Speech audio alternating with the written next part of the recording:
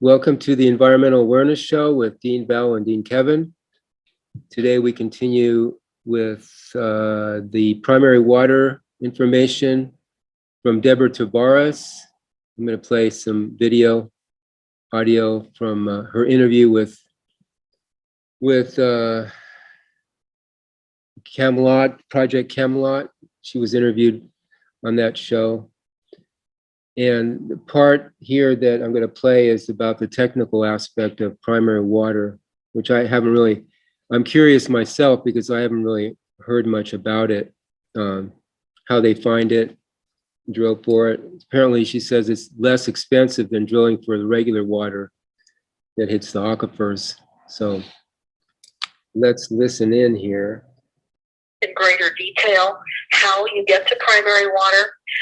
I can tell you, because of my on-site visual observations of this, that the primary water wells are not as expensive to drill as the other wells. And why do I say that? It's because you don't have to sleeve and gravel pack when you get down to the rock formation.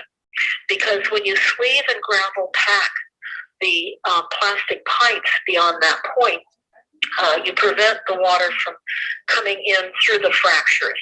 And we'll go into more technical discussions on that so that you can follow this story and understand the facts and share this with your children, teach them the truth about water. If you teach them nothing else, teach them the truth about water. And I want to say that we can expect many more power shutdowns, energy and electricity grid failures, because they're going to link it to the lowering of the reservoirs and the inability to use hydroelectricity. Now, I will tell you that they were planning to knock out the use of hydroelectricity as it was anyway, because Pacific Gas and Electric here in Northern California, again, another Rothschild-run utility company, as they all are, was eliminating a reservoir that was allowing some use of hydroelectricity. And during the fires here in 2017, when they burned over 5,000 homes in one night, and they did burn up over 5,000 homes, and the ensuing litigation, they then said that they would no longer be able to financially maintain this reservoir and this connection to the water that they were sending down to Santa Rosa in Northern California and to Marin. That will affect about 600,000 people. And we are going to have reduced water greatly here because they pulled out of the hydroelectricity delivery from that system. This interview is July 2nd of this year. It's not too long ago. And she talks before here, a little bit before in the video, how reservoirs impact the earth, the weight of the water impact the ley lines and can create earthquakes and such. I mean, it's not really great for the planet to have these huge reservoirs. We don't really need them even. So that's one of the things that it's conspiracy here that she talks about. We don't really need reservoirs and aquifers. That they actually started in 1930. Pacific Gas and Electric started that Eel River dam arrangement beyond Bohemian Grove, but in that neck of the woods in 1930. So they've been pulling.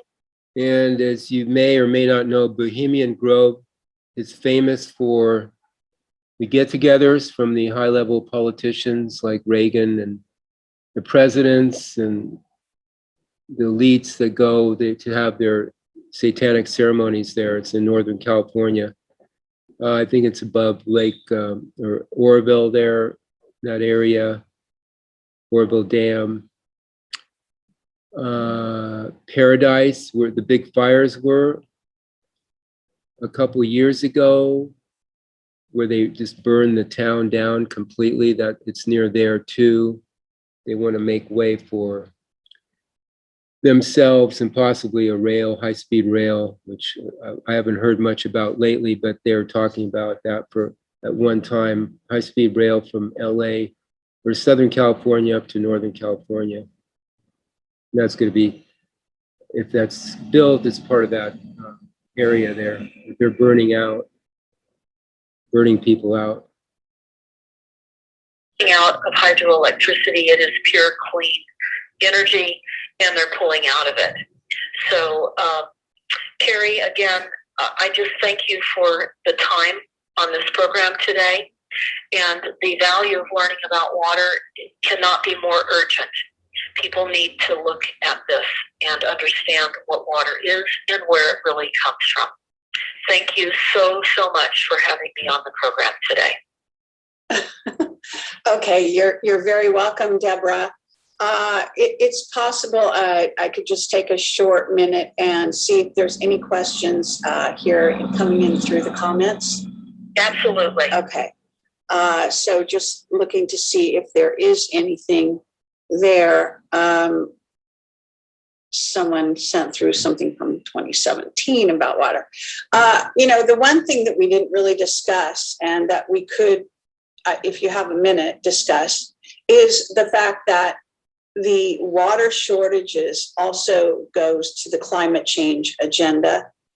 Yeah. And how that works out, because and there's another sort of thing that relates to all of this that has to do with a strange phenomena that may be going to happen, which Captain Mark Richards talked about, which is that the United States will be taking over Canada, or merging with Canada.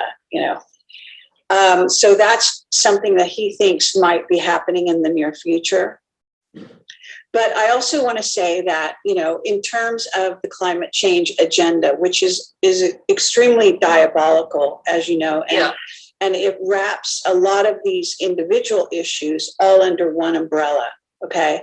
And that's absolutely correct. Yes. So do you want to spend a minute or two and talk whatever, if you have anything on the tip of your tongue, so to speak, to address how the water issue is actually partly to do with, the drought, all of the, the lack of what they're going to try to make you think is a lack of food, all of this contributing to climate change and the fact that they're not going to let you have water or food, et cetera, in certain ways. So do you want to talk about that at all? Absolutely, because we know that with the complete and total control of the weather and how it's being used to create the illusion of running out of everything, water is a foundation of life. It's a foundation of life, water and oxygen. And in order to pull this off in the way that they have been able to thus far, it's through the illusion of climate change, which is in fact weather warfare. And when we look at the Sustainable Development Goals, which I have been talking about for many, many years, and the goals that include reduced access to resources beyond what is necessary for vital function. Well, who decides what's necessary for vital function? The idea is to keep us all in such an emaciated state of life that we are complacent. And we, just like as in prisons in World War II and prisons that I'm familiar with as well in the more modern days, where they can reduce the guards. And essentially we're in prison here. And they can get more compliance with all of us when the food supply is greatly diminished, which is occurring. And when they transition us over to GMO, which has already been happening. And so we look at the climate change agenda as just being an agenda to create the illusion of scarcity on all levels. That's right. And we know that it's all been set up as a lie. And the sad thing is that parents, because of the need for babysitting, have been sending their children to schools. And these poor kids are learning that there's too many people using too much stuff. I've been to some rallies. Yes. I've been to some rallies here in Northern California where these kids are in tears And they're saying that the older population used up all the resources. Mhm. They're blaming it on the older population. Yes. They're being told that they may only have 10 years left of existence on this fast deteriorating planet of overconsumption. And the kids are really so emotionally bound up. They're psychological wrecks. And it's pathetic. Then you throw COVID on top of all of this, which is escalating these plans of sustainable development. It's all wrapped in to a massive agenda, a massive reduction of population, massive restriction on all resources, to the point where your calories will be distributed based on what they believe your need of caloric intake to be. But people don't understand. These opportunities, or lack thereof, are not going to be given to everyone, because most everyone will be extinguished before that even really starts. We're seeing the extinguished lives now with all of the weather-related events that are destroying and killing people all over the world. Monstrous weather events. We're being told these weather events, because of climate change, are going to exceed any historical noted events ever before. We're seeing them turn up the heat, 121 degrees. Hundreds of people died in this last heat event. This is all being done through technologies and other things that we could get into more on a different show. But we're being destroyed. The food supply is being destroyed. Now, I guess what I could get into a bit, because it is all tied to climate change and the illusion of climate change, which is controlled, would be to, what do you do about this? What do you do? Well, it depends on what you understand the problem to be. Many people understand this to be a very large problem, a life and death problem. Many people think, well, they'll just elect a new representative and things will improve. It depends on where you are, what you're thinking. So I would suggest that many of you really look at the documents, look at our past radio shows, Carrie. We cover this with documents and with information. That's right. And we talk about ways in which to harden up to be less easy to be killed. And that's where we really are now. We have to harden up to be less easy to be killed.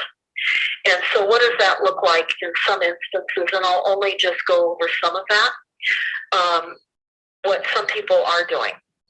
Some people that are able to get to primary water, they are. Some people are growing gardens because they know they're going to need food. Many people are building greenhouses or hoop houses and growing inside to help to reduce some of the spraying overhead. The chemtrails, which has gotten, it's been greatly increased here in Northern California. Are you noticing increases of that over you there in Southern California, Carrie? Not so much, but it's always been fairly steady. I think it just depends on, and what they're doing in which season. Right. What I have noticed is lately they're actually letting it get hot. So some of the chemtrailing was creating a cloud cover that then would lower the temperature. And that was in the winter months. But now they seem to be allowing it to get very, very hot. So I'm not seeing as many chemtrails lately here. But again, one of the ideas also is that they actually started to make them invisible. So that's true. They're still spraying, but you can't see it. And there's a lot of other things going on. Now, I do have people asking direct questions in this small chat room that we have. Okay, well, let me just add one thing to what you just said right now, because Sure. I reported on PG&E and how they were creating a company called Solarant, and I have past interviews that people can go back on my video channel on stopthecrime.net and listen to. The use of satellites to directly beam lasers specifically on locations. This would also be a method in which they could specifically heat up areas as well. Solarant Corporation. and our utilities are involved in that. This is a worldwide operation as well. But you say you have some specific questions, so Yeah. I have to attempt to answer some. All right. So somebody is saying, I guess they already have a well. They want to know, how do they go about finding primary water from, drilling it down, I guess, deeper is the idea? Well, it would depend on what they visually see as the location of the well. Again, depending on the depth of that existing well and what the current gallons per minute are, some people hit primary water and don't realize it. If you're pumping, say, 65 gallons a minute and there's no drawdown, hey, you've hit primary water. I don't know what the gallons per minute are on that well. I would say, in general, if you're getting just a few gallons per minute, then your well isn't deep enough. It also could mean that you are, definitely not deep enough. And where that well is located is very important. I was trying to describe earlier on visual ways in which you view the property. Rock outcroppings, not necessarily, but still that can be a clue, again, where plants are growing, where you see ferns growing. As I said earlier, I'm going to be doing some more shows before Paul leaves with more specific, detailed information on answering that question. First part here, we're talking about primary water. This is Deborah Tavares from Northern California. She's been in communication with Paul Power, whom we interviewed a couple of years ago. He's the primary water wizard from Hungary. He's up in Weed, or he was, but he's moving now. He's moving out of the country, he says. They burned him out.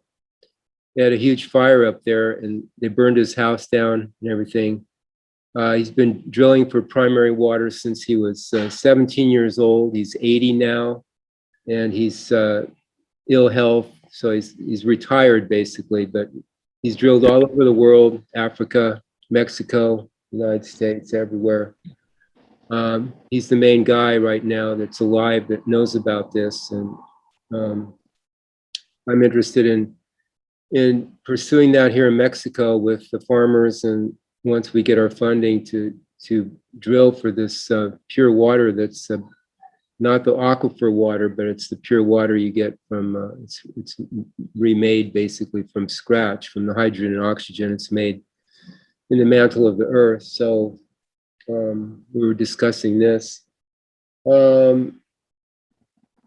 Yeah, so what do you do? She mentioned, what do you do? Yeah, grow your garden, drill for primary water, educate people, doing what we do, like just educate people, share what's going on, what's really going on.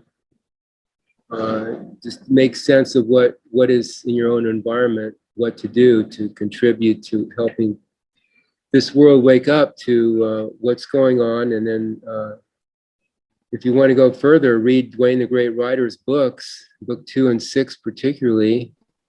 Get on NUUU Kevin Smith's YouTube channel. There's a lot of information there. And I'll give you an idea of what is going on in an even bigger sense. But start with the environment first.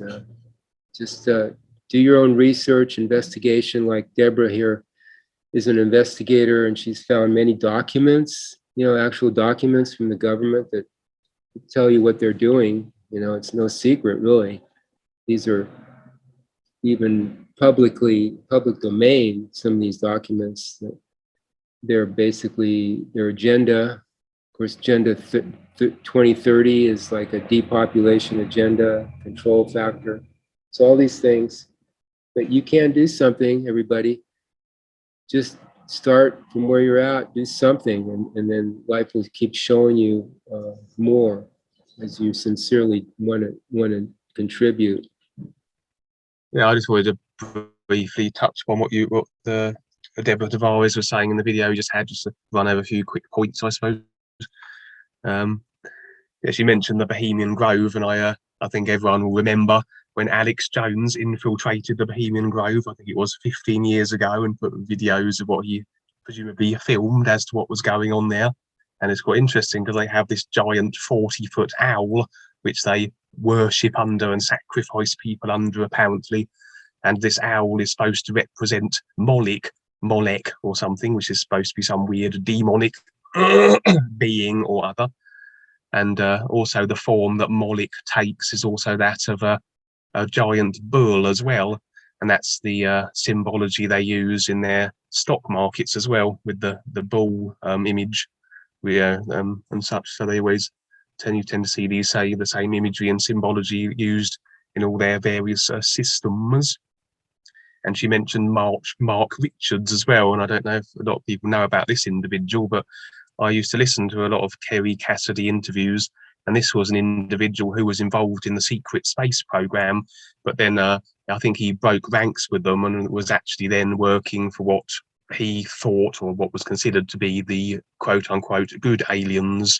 And so they arrested him, I think threw him in prison. He's been there ever since. But I think Kerry or some of her associates have been able to visit him and have actually have interviews with him while sitting in one of those little interrogation rooms in his prison. And apparently one of the aliens he was working with was a species he referred to as the raptors, which actually looked exactly like the raptors you see in Jurassic Park, literally like dinosaurs, except it's obviously a reptilian species, but not the bipedal, walking, talking type, but nevertheless as dinosaur-like as they were in their appearances and body forms. They had great intellect, they had a hive mind mentality, and apparently they had a queen as well. And the queen had the ability to foresee the future, according to Mark Richards. So presumably then she was probably going onto the real side and accessing what would be the culmination of agreement and decisions that were then available for her perusal. So of course, as we know, on the real side, agreement and decision is always revealed as the final product on the real side. It just takes somewhat of a little bit of a cause and effect time to manifest on the physical. So presumably this raptor queen had the ability to do that. And originally this raptor species were, apparently they had a tendency to abduct and eat humans. That was their general inclination. But apparently they saw that the queen raptor saw, according to Mark, down a particular agreement timeline, that if they made more of a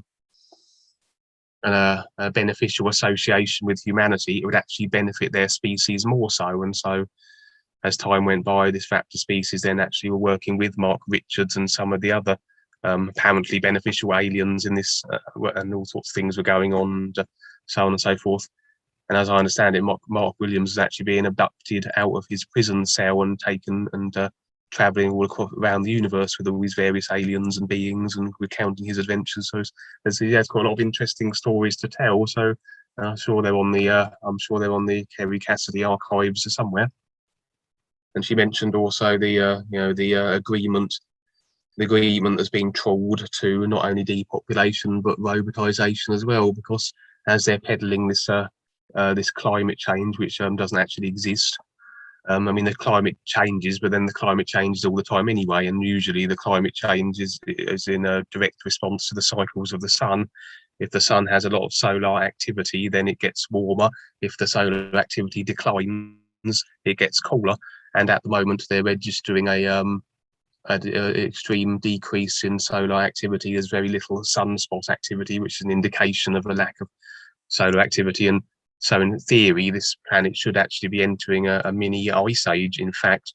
And so obviously then, when they're claiming we're having huge degrees and rises in temperature, that cannot be a natural occurrence. And so obviously then, if we are having all these fires and all this this phenomena that is supposedly as a result of a heating up of the planet, that is obviously being done therefore by artificial means. And so it would be something to do with their dodgy technology, as what is usually responsible for the heating or the cooling of the planet, which is the sun. With the sun having such little solar activity as it is, that can't be accounting for the heating up of the planet and the so-called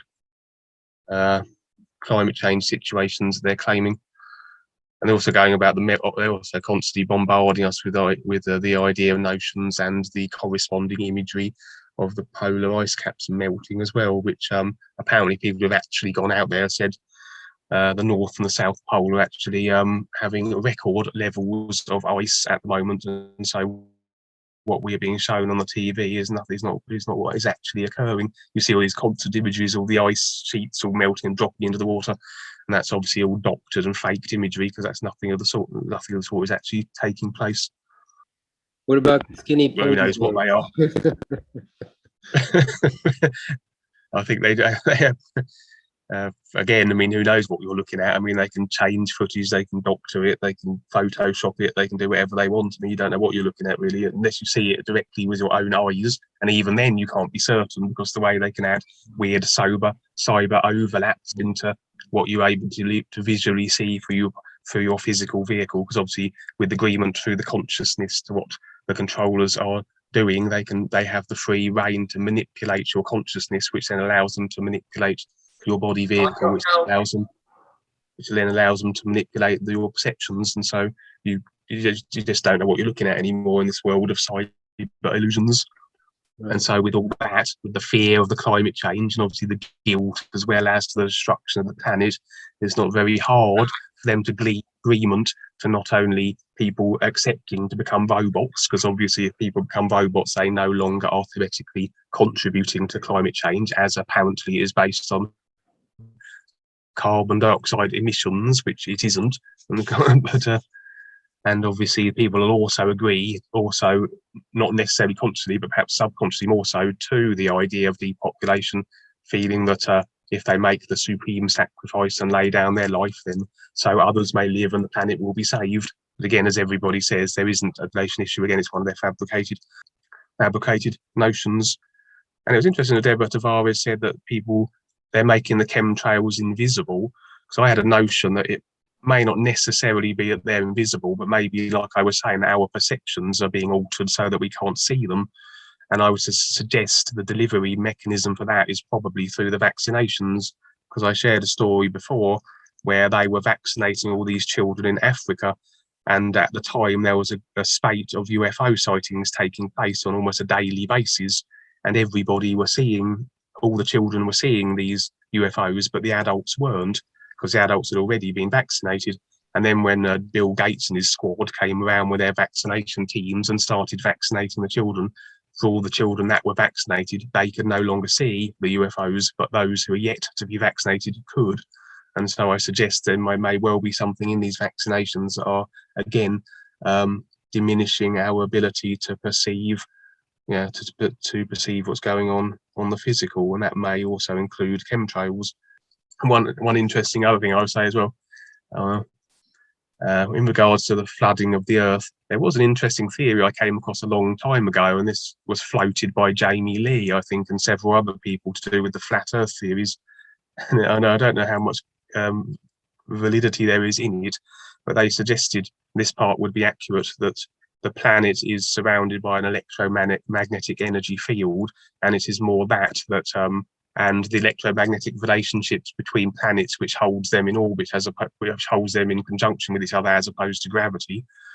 But they were suggesting that there was a lot of theories and a lot of evidence that were suggesting that the space was in fact more a liquid medium than a void, and in fact the electromagnetic energy field which surrounding this planet actually acts as a protection layer, which prevents what would be unlimited quantities then of liquid from impacting the planet. And there's been a lot of film footage where people have filmed astronauts actually drowning in space, and there's been a lot of interesting imagery where you've seen their helmets filling up with water, and so there is evidence that this is a possibility, that this theory of space maybe being more a liquid medium is a possibility.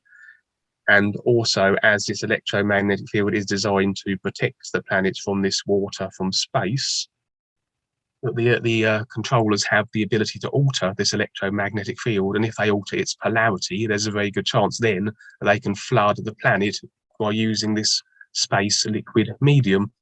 And a lot of people actually said that when we see what is the Milky Way galaxy in the sky, that isn't actually the Milky Way at all. That's actually the remnants of almost like a scarring or damage to the original electromagnetic field when they did this before and caused the mud floods and flooding before. And that's the remnants of their previous efforts. And they're suggesting that they may well do that again. That's how they go about it. They alter the electromagnetic field around the Earth, which then no longer repels the liquid medium of space, which then can flood out the planet. I don't know how much validity there is to that, but I thought it was an interesting theory. I don't know if you ever heard that. I've never heard that, but the mud floods of 1820 and such, around there, that could have been one of the agencies that created that. Yeah. Interesting. The question we should ask is whether we want increasingly intense exposure of the natural environment and all living creatures, including ourselves, to more and more electromagnetic radiation. Is it likely that this does not entail any adverse health consequences, as both government and industry claim? If the electromagnetic waves that connect our smartphones to the internet travel through brick, stone, and cement, then what happens when these same waves encounter our bodies? Be assured that they do not just bounce off us. They travel into the human body. The degree to which they are absorbed can be precisely measured in what is called the specific absorption rate, expressed in watts per kilogram of biological tissue. When we fill our houses with Wi-Fi, we are irradiating our bodies continuously. When we hold a smartphone to our ear, electromagnetic waves irradiate our brains. Do we really believe this could be completely harmless? At present, mobile phones, smartphones, tablets, most Wi-Fi and so on, all operate at under 3 gigahertz in what is called the microwave region of the electromagnetic spectrum. If you could see and measure their wavelengths, you would find that they are many centimeters or inches long. A smartphone operating at 800 megahertz, for example, sends and receives signals with wavelengths of 37.5 centimeters, just under 15 inches. Operating at 1.9 gigahertz, the wavelengths are 16 centimeters, just over 6 inches. Wi-Fi uses the 2.4 gigahertz frequency band with 12 centimeter wavelengths, just under 5 inches long. The introduction of 5G will entail the use of considerably higher frequencies than these, with correspondingly shorter wavelengths. Above 30 gigahertz, wavelengths are just millimeters rather than centimeters long. The millimeter wave band from 30 gigahertz to 300 gigahertz is referred to as extremely high frequency, and its wavelengths are between 10 millimeters and 1 millimeter in length.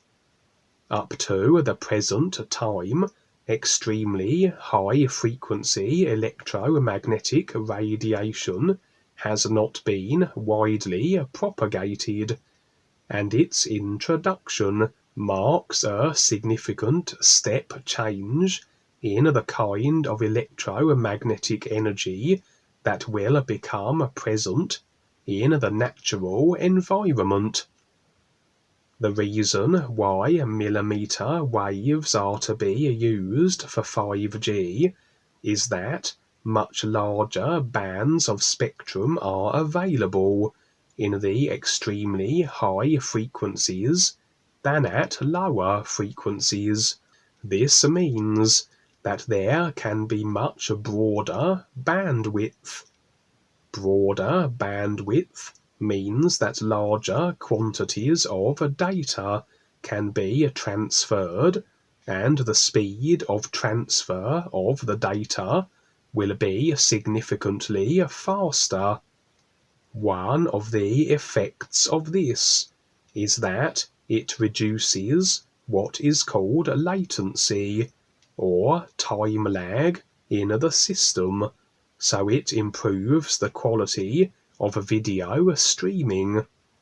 But in so doing, it also enables a greater seamlessness between the data accessible from virtual sources and our perceptions of objects in the real world, as is required, for example, in augmented reality applications. Greater seamlessness means that we more effortlessly inhabit the natural and the electronic worlds as if they were a single reality. One of the technical problems of using frequencies in the millimeter region of the spectrum is that, because the waves carrying the data are so tiny, being only millimeters long, they are less able to pass through physical barriers, like walls and trees, than are the longer waves of lower frequencies.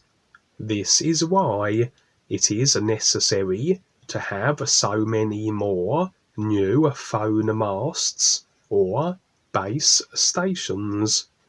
They will need to be spaced at 100 meters apart in cities, because beyond this distance their signals weaken and are therefore less able to penetrate buildings and connect with the devices inside. As well as being more closely spaced, the 5G base stations will operate at much higher power than current phone masts, in order to ensure that the signals are sufficiently strong. Because the wavelengths are so much smaller, the antennas transmitting and receiving them will also be much smaller than those of current phone masts and electronic devices. A single 5G transmitter receiver will have a large number of tiny antennas grouped together in one unit. An array of just over 1,000 such antennas measures only 4 square inches, so will easily fit into a small base station on a lamppost, while the smartphone in your pocket will probably have 16. Both 5G satellites and 5G land-based masts will use a system called the phased array. In the phased array, groups of antennas are coordinated to radiate pulses in a specific direction and in a specified time sequence. This allows a concentrated beam of radio waves to be exactly aimed at designated targets to enable signals to be sent or received. Because the beams are concentrated in this way, this adds to their power, which means they are able more easily to penetrate buildings. But it also means that any living creature that gets in the way of such a concentrated beam will be subjected to a powerful dose of extremely high frequency radiant electricity. A study published earlier this year demonstrated that certain insects, because of their small body size, are particularly vulnerable to the millimeter waves of the higher frequencies to be utilized by 5G. Other studies have shown that bacteria and plants are also vulnerable, and so also, as one might expect, are the skin and the eyes of animals, including, of course, human beings, as well as its ability to concentrate power in focused beams. Phased array technology has a further complicating factor. Either side of the main beam, the time intervals between the pulses are different from the time intervals between those of the main beam, but they may overlap each other in such a way as to produce extremely rapid changes in the electromagnetic field. This can have a particularly detrimental effect on living organisms, because instead of the radiation decaying when it is absorbed into living tissue, it can be re-radiated within the body. The moving charges streaming into the body effectively become antennas that re-radiate the electromagnetic field and send it deeper into the organism. These re-radiated fields are known as Brillouin precursors, named after the French physicist Leon Brillouin, who first described them in 1914. Research suggests that they can have a significant and highly detrimental impact on living cells. It's a little bit about the harmful effects of 5G. There's a lot more detail here, but if I get into it now with the time that we have, I won't finish it now. Thanks for sharing that. Peter, do you have any comments or questions? I wasn't going to comment directly on that. The other one. The primary water guy interests me, of course. I wondered where he's going to go and what he's going to do next, and how to contact that primary water guy would be of use to me. If you could find me a link and give me that. Go to stopthecrime.net. That's Deborah Tavares' site. And on it, in the search bar, put in primary water, and she has a list of organizations that drill and find primary water. I'm contacting a couple of them. One is Earth Organization, the other is Mark Burr. I think one is here in Southern California, so I've been talking to them about the possibility of checking out our property here, La Mission Community Garden. The Earth Organization had a $500 estimate for just finding it, and then the money would go toward, if they do drill, the money would go toward that drilling. It's normally, before he came on, it's normally cheaper to drill for primary water than the regular drilling for aquifer water, secondary water. Right. So there's a list of, there's at least 4 organizations that you can utilize. I'm not sure if there's any back east there or not, but check out her site, stopthecrime.net. It's very good. Yeah, Debbie Tavares. Yeah. Okay, and what's the name of the primary water guy? It's Paul Power, P-A-L-P-A-U-E-R. And he's Hungarian, and she didn't mention where he's going. I mean, they burned his How do house you down. spell? Yeah, they burned his house down, so they may be targeting him, for what he's doing. It's no doubt. Did you ask him if he wanted to come where you are? He doesn't respond to me anymore on Facebook. We did interview him 2 years ago on our Blog Talk radio show. He was very good, Right. and but I have lost communications with him. Once we get the funding and we get real with what we can do with our resources, and we can find somebody here. But in the meantime, I'm just kind of researching the people out there that can douse, find it, and have the technology to find the fissures and the fractures in the earth, to find this water source. Right. Water comes up through these cracks in the earth. I have a Hungarian friend in Canada. I think he must be still alive. He's friend with my EK friend that I lived with in Montreal and in Ontario, who has a farm called Life Spring Farm. Now, this guy named Dag had a organic farm in Montreal, and it is he's very, very strict about no public water and no public utilities on his land, and he's very, very much organic, and a scientist of some kind, in some way, we'll call him, very smart about all this. And I've known him for 20 years, but I haven't talked to him for many, many years now. Nonetheless, he's got a farm there in Canada, outside Montreal. Very, very nice. I lived there a year or two, and just camped on the land.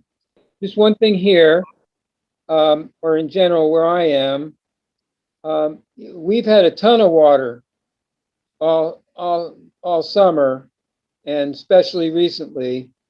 And but unfortunately, what happens is it overfloods the river because of the sewage plant up above, about a half hour north, that they refuse to actually fix it properly. So when it really rains hard, the excess sewage will pop out or flow down, and it goes down to the sea. It flows down very quickly. It gets there in a matter of days or a week at the most. But nonetheless, whenever it overrains, then they close off the park and you're not allowed to go swimming on the river. But I went yesterday anyway, and it was incredibly beautiful out there. Nobody was there because the park they're cut off the swimming to the springs. But nonetheless, this is the issue here. I don't know how much groundwater we need, but nonetheless, that doesn't matter. It's just, I think I had another experience this week with the chemtrails, and with the air.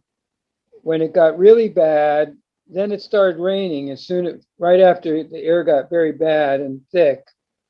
And I noticed that I was coughing in the house, or dry throat from the fan. And I definitely relate this, because now that the air's been cleaned by the water, the rain, you don't notice it. And it's an improved situation. It's good now. But of course, they still have the parks and other places are still closed off.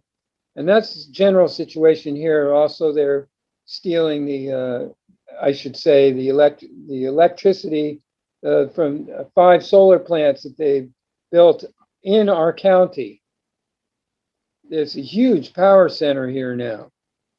And I know that that also is affecting the weather somehow, because the weather has changed and so forth. So it's just something I'm commenting about, similarly to what's going on with they're talking in California, et cetera. But I just thought I'd relate that in Florida as well. And Ava in Greece, I told you about, said that it's also been extremely hot there for the last 10 days. And she also recognizes this is probably environmentally created or exaggerated weather conditions. So yes, just as a report about around the world,